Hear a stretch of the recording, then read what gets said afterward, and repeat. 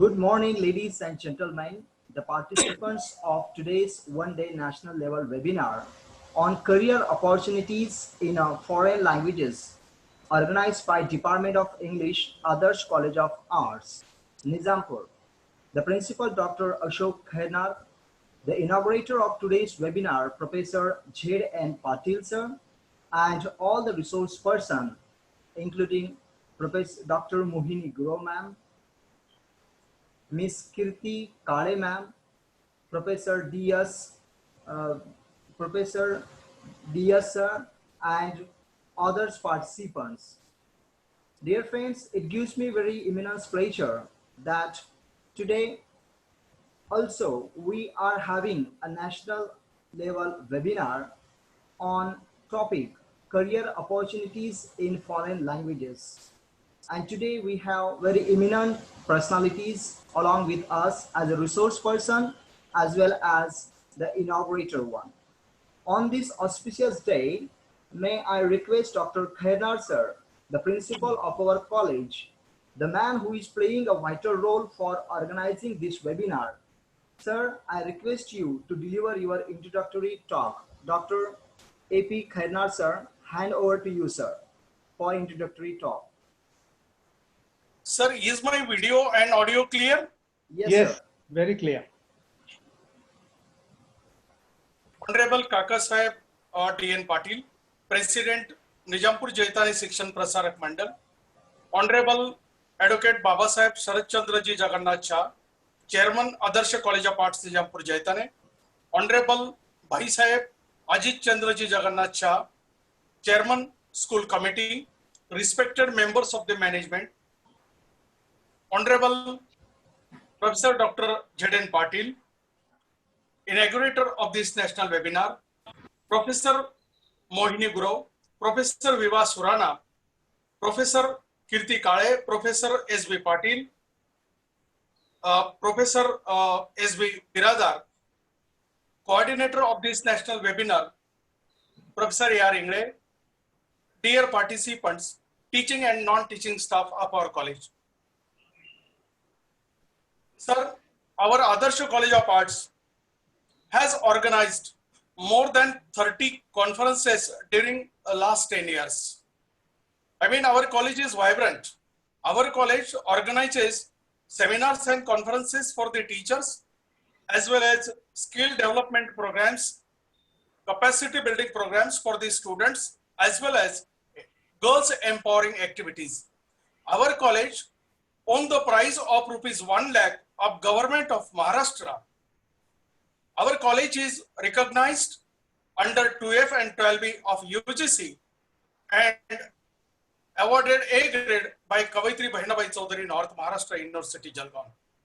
Sir, during lockdown, we have conducted 7 webinars and this is the 8th webinar, sir. In 21st century, industrial economy shifted to service economy. In global economy, jobs are available across the world. But the students in living rural and tribal area are not much more aware of their career, or we can say career building. The students studying in metropolitan cities, or you can say urban areas, are very much conscious, aware about their career. And that's why they give much more importance to the plus skills.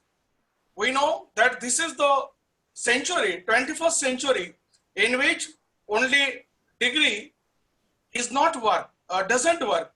I mean, students need something more.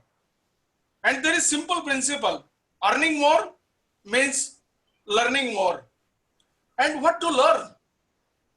Our Department of English, keeping in mind the career of the students, has organized this national webinar. And what to learn more?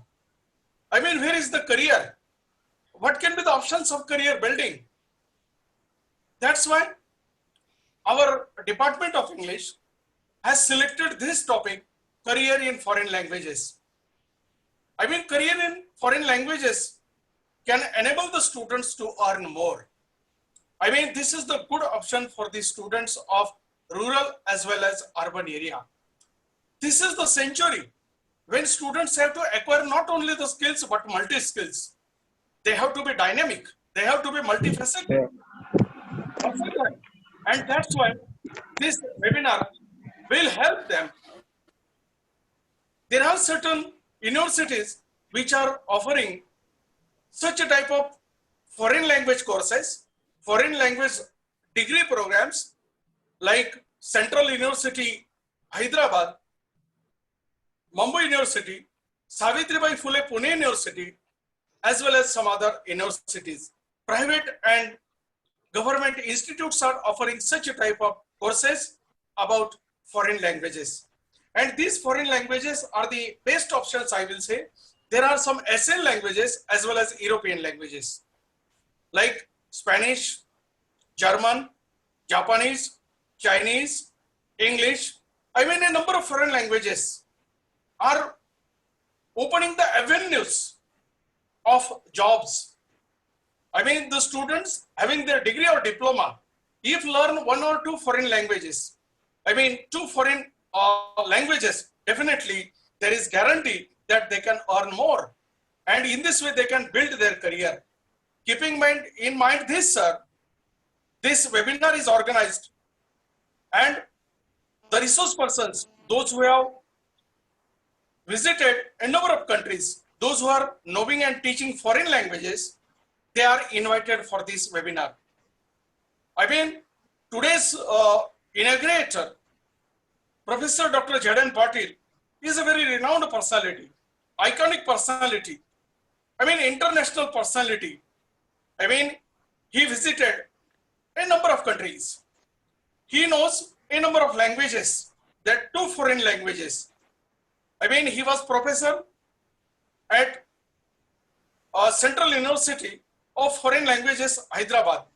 But he was in Japan as well as Italy and some other countries for some years. And that's why he has made his career, not only made his career, but he has taught and he has proved that foreign languages are the best career options.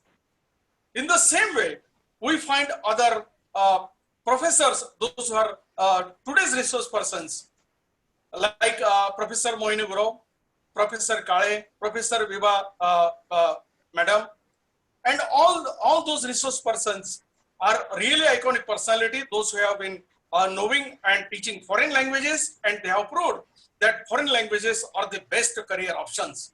And sir, this webinar will be an intellectual feast as well as really a career path for the rural and tribal students, and even for the participants and those who will join. And after that, this webinar will be streamed online, and those who will see it, definitely it will be fruitful for them.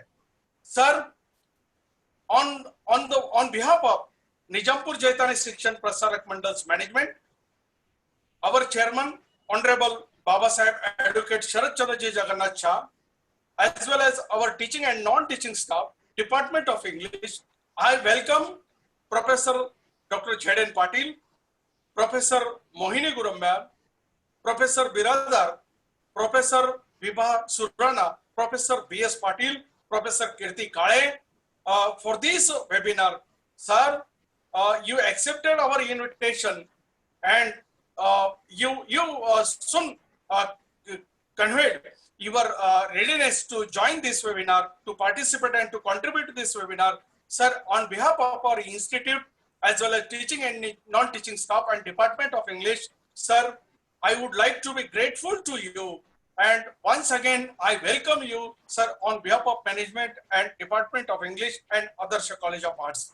Sir, it is an opportunity. It is golden opportunity to listen.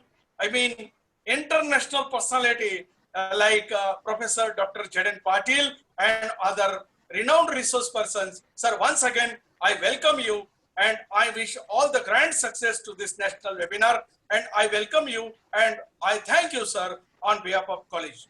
Thank you, sir. Thank you. Thank you so much, sir, for your introductory remarks on this occasion of this national webinar. Dear friends, I am very happy to introduce you the today's inaugurator. All academicians, you are well known about this personality, but this is a formality of the program to introduce again the inaugurator. Dear friends, we have inaugural guest today for this webinar, Professor Jaden Patil, the President of English Language Teachers Association of India, Pune chapter. Since 47 years, he has been guiding people from several colleges, centers, universities, not only in India, but abroad too. He did an MA and PhD from Pune University. Also, he has been awarded British Council Scholarship in 1990. His areas of interest are very vast, but I have chosen few of them. Sir is keenly interested in programmatics, stylistics, employability skills, and new varieties of English. There are 20 textbooks and 8 resource books and 80 articles published in national and international journals. And I'm very happy to tell you that Sir have been also awarded many more awards. Especially, he received Lifetime Membership Award from British Scholar Beyond Borders, Lifetime Awards from North Maharashtra English Teacher Association, Jalgaon. Also, Emeritus Professors Award from one college from Punjab. He has been called as a resource person and keynote speaker in various national, international seminars and webinars too. He is also sincere advisor for reputed journals. And dear friends, his contribution in the field of language and literature is very praiseworthy. I heartily welcome you, sir, on behalf of Department of English, Others College of Arts.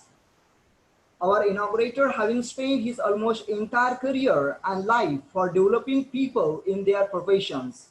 So without the further delay, I know that you are too much eager to listen him.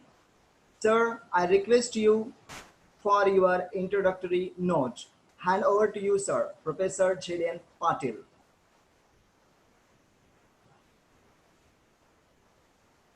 Jaden Patil, sir, I am handing over session to you, sir.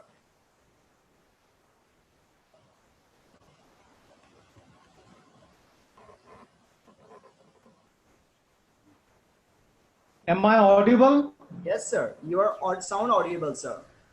Okay. So a very good morning to you, friends. At the very outset, I'd like to say a big thank you to my friend and my colleague, Professor Dr. A.P. Khairnar, for this wonderful opportunity. I'm indeed indebted to you for this great occasion. I haven't been in a position to interact with my friends from Khandesh, so this is a golden opportunity for me. Thank you so much, Professor Khairnar, for this great occasion and opportunity. Secondly, I'd like to congratulate you on the choice of the topic. Quite often what people do is they choose a topic which has been dealt with time and again, and there is nothing new that you get from those webinars or seminars. Now, frankly speaking, these days, webinars have become a farce.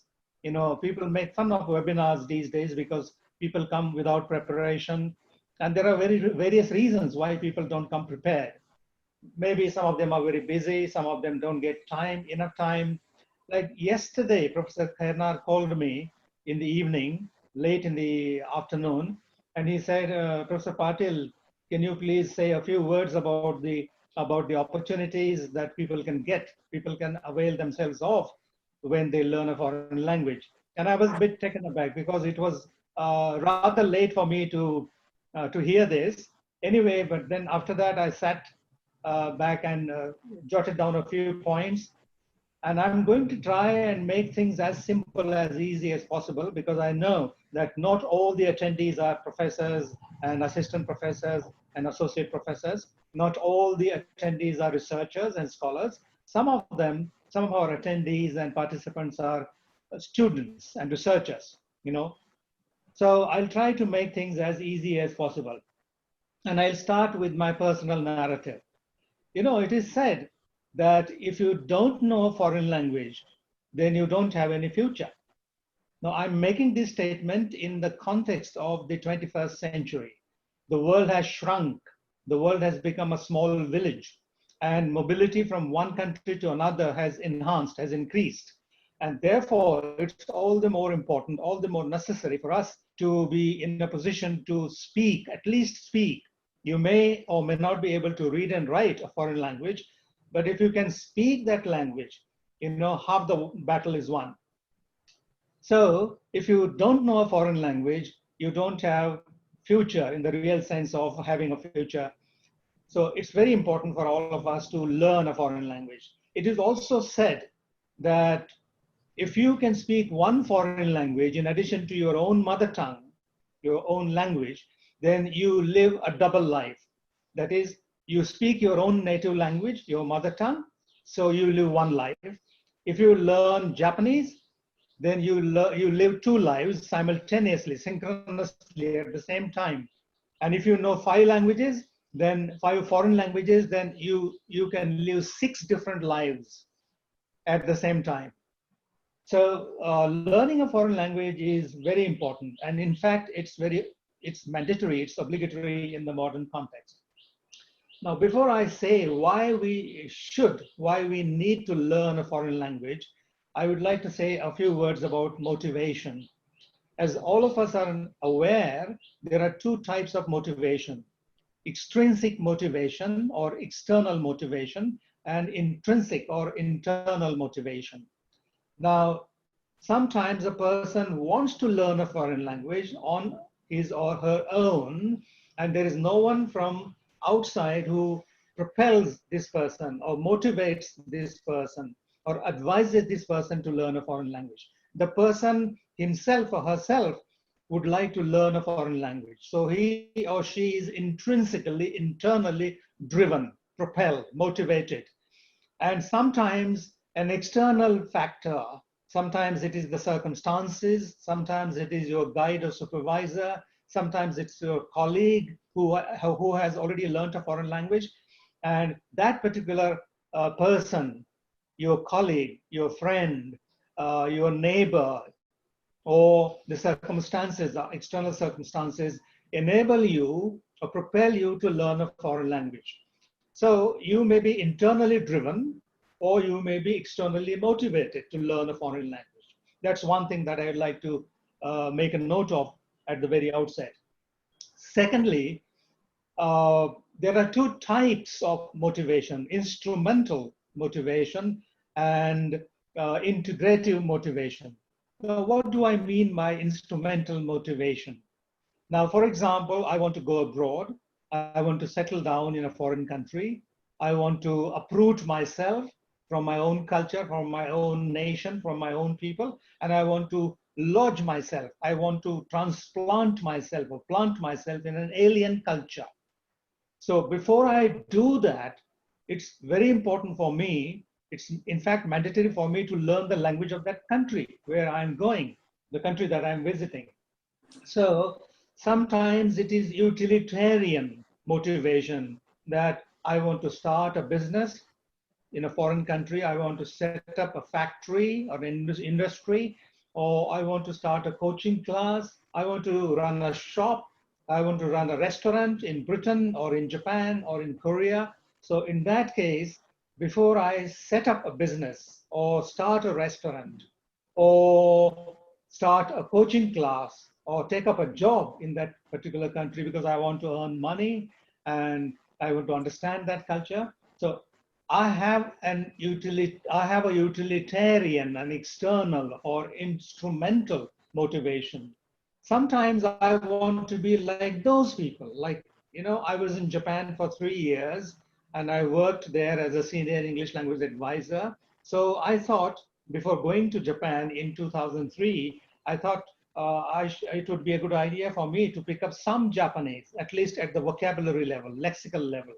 So I wanted to be comfortable with the culture, Japanese culture. I wanted to be comfortable with the Vietnamese culture because I was in Vietnam for 3.5 years and I worked there as an English language expert. And my job was to develop the communication skills of future or prospective diplomats. And my students came from Laos, Cambodia, Myanmar, Thailand, Ukraine, Romania, and Vietnam, of course. Let me admit that it was not possible for me.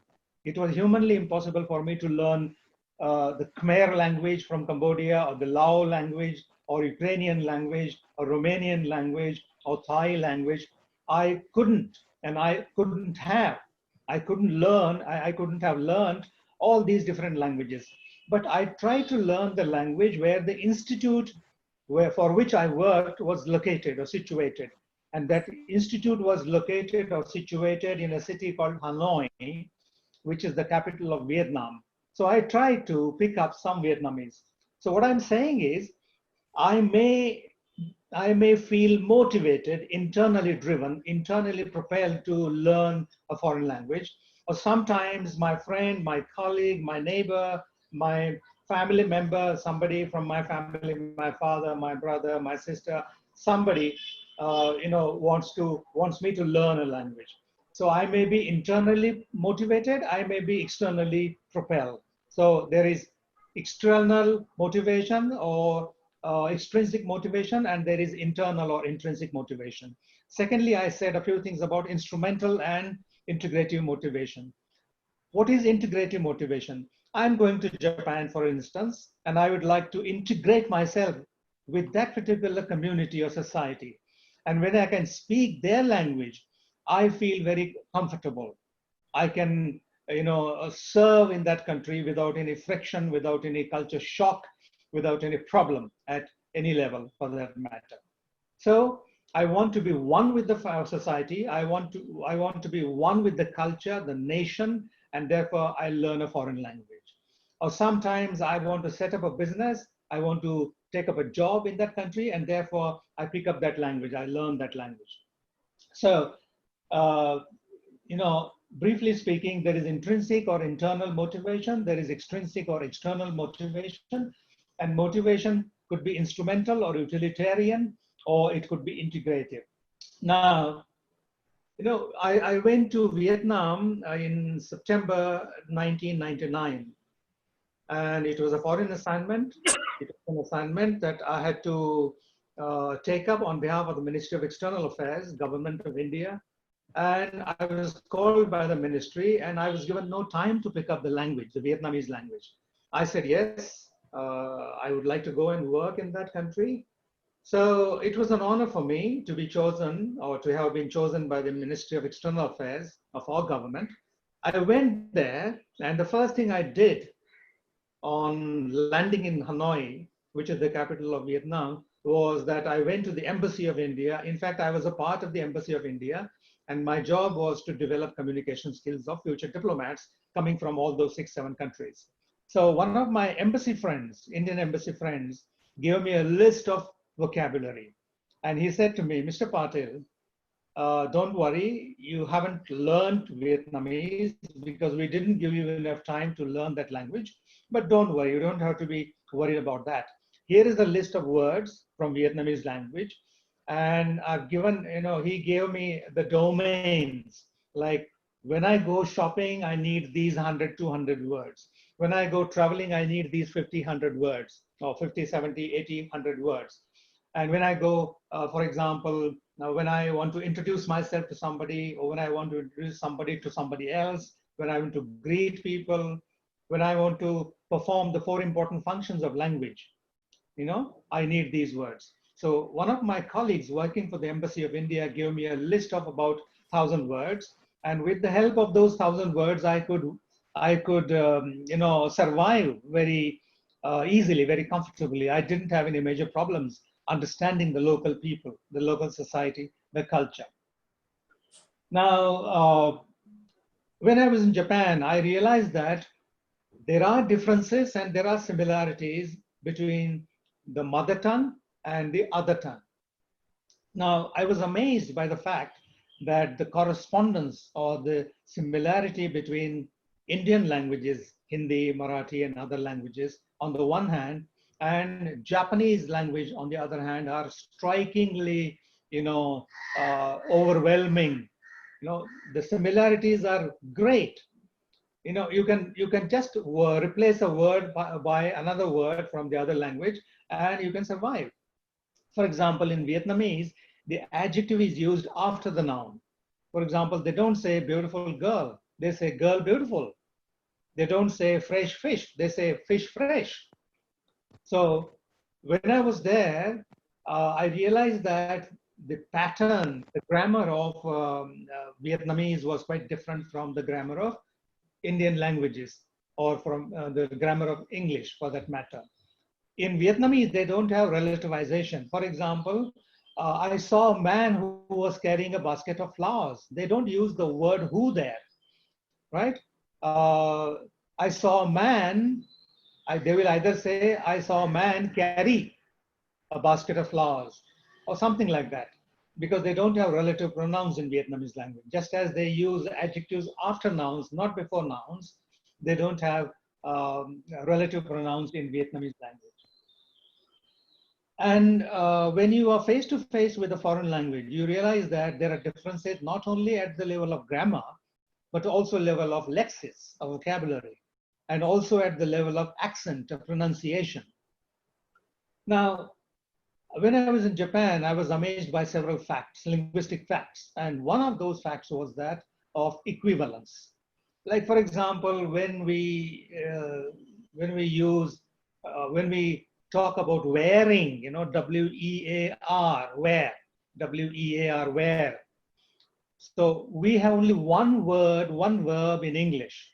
So I wear a cap, I wear glasses, I wear a tie, I wear a shirt, I wear a ring, I wear a watch, I wear trousers, I wear socks, I wear shoes. So everything is worn, right? There's only one verb in English that is wear for everything, whether you wear a belt. Hello? Hello? Hello? You are Hello? audible. Hello, sir. You are audible, Yeah, sir. but You are audible, sir. there is some disturbance. Please ask them to mute. Yes, sir.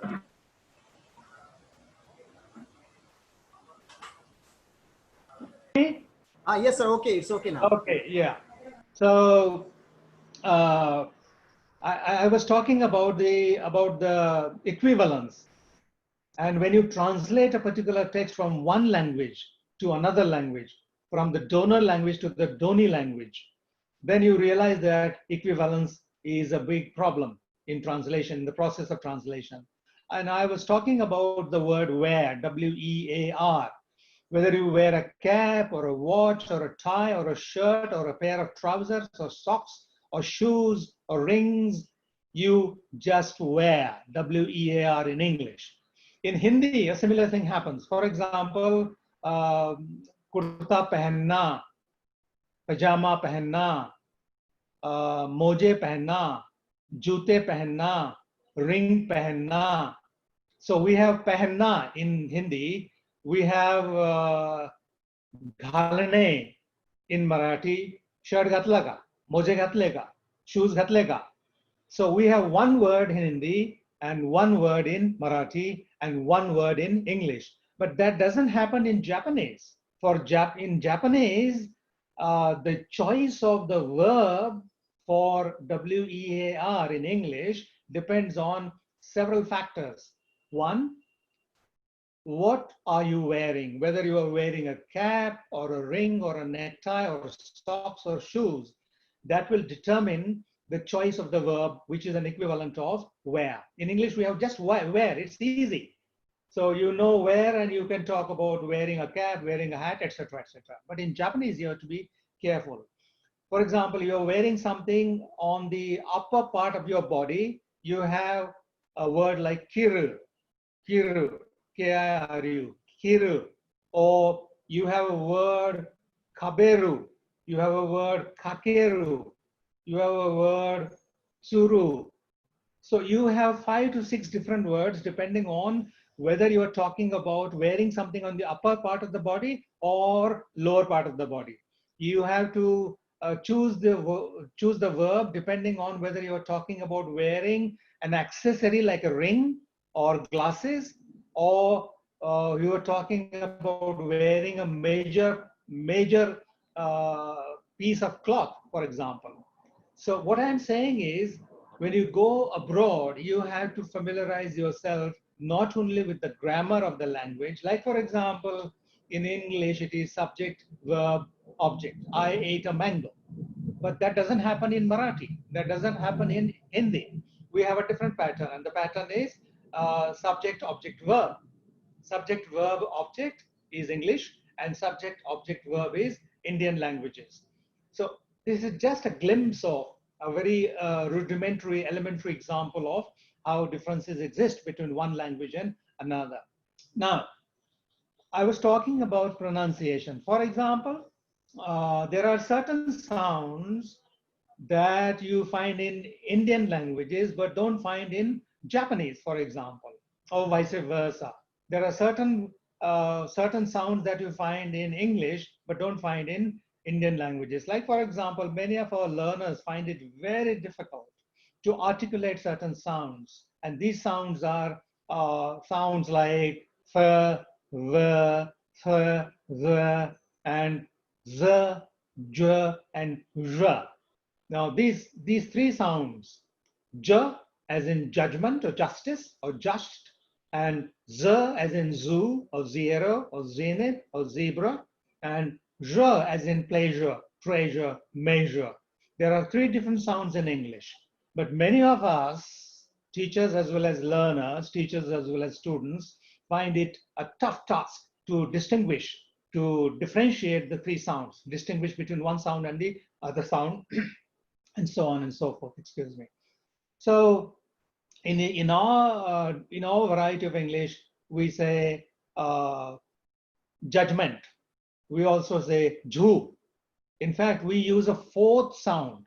English has three: j as in justice, z as in zoo or zero, and r as in pleasure, treasure. English has three sounds.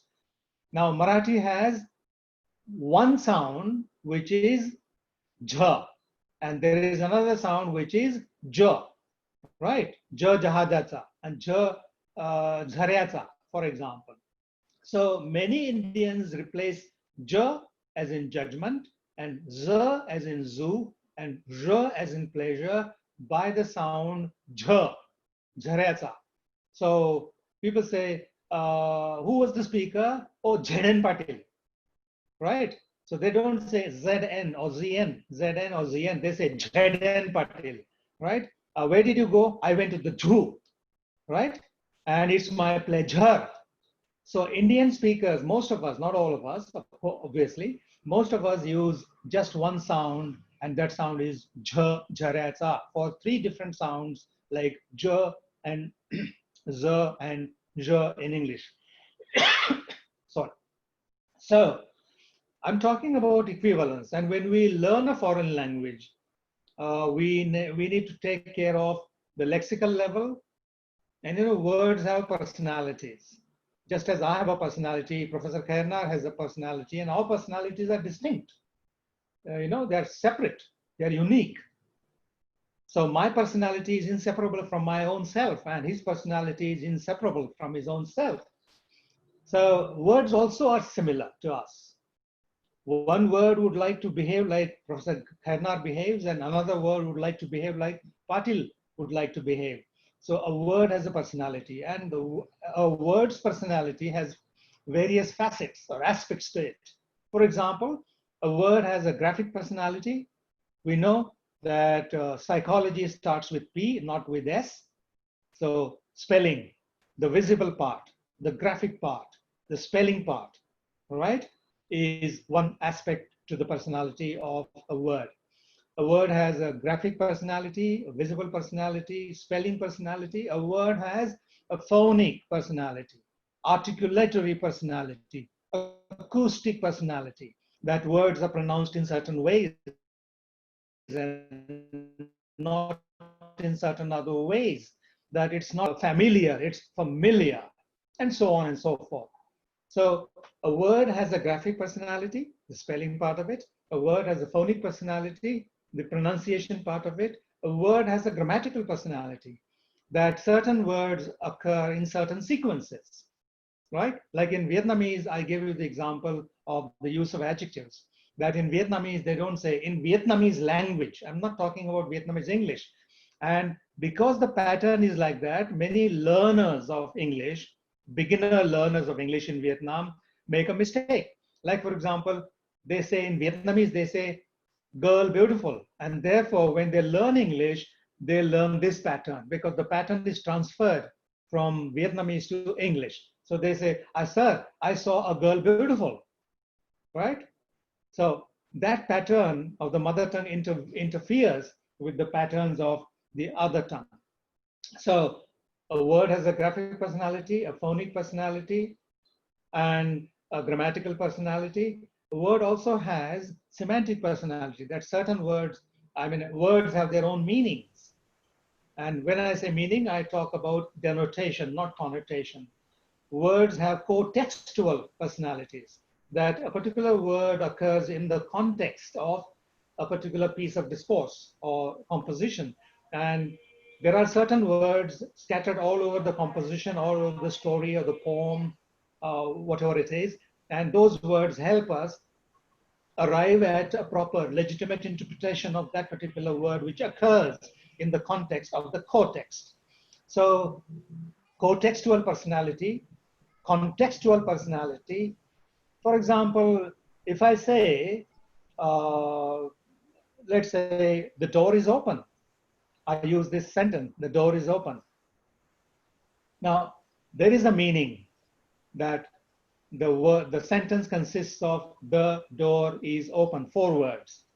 And usually this sentence refers to a wooden door which is open, right? That's the literal meaning, the denotative meaning, the surface level meaning. But when I use this utterance in the context of some argument, for example, suppose there is an argument between Professor Khairnar and me on a particular issue or topic, and I'm in Jaitane, right, in his college, and he says, Professor Patil, the door is open. What does he mean? He means you can go. Let's not argue so hotly on an issue, on a topic like this. So when he uses the utterance, the door is open, in the context of an argument that happens between him and me, right? The meaning is, you can go, don't argue with me. Suppose I see a lady standing on the railway platform in Jalgaon, and let's say Professor Khairnar and I are pickpockets. And I say to Professor Khairnar, I look at the woman's wallet or purse, and the purse has not been zipped. I can see words and words of denominations, 500 rupee notes and 2000 rupee notes are visible. I can see those words of notes in her purse. And I say to Professor Khairnar, the door is open. We are pickpockets. And when one pickpocket uses the same utterance in the context of this situation where a woman has a purse which has not been zipped and who is waiting on a railway platform for the arrival of a train, in this context, it has one meaning. Suppose Xi Jinping comes to India, all right? Unfortunately, he will not come to India or will not go to that country in the present context, right? In the face of the standoff at Galwan Valley and at Depsang and so on and so forth. So suppose he comes to India and meets Mr. Modi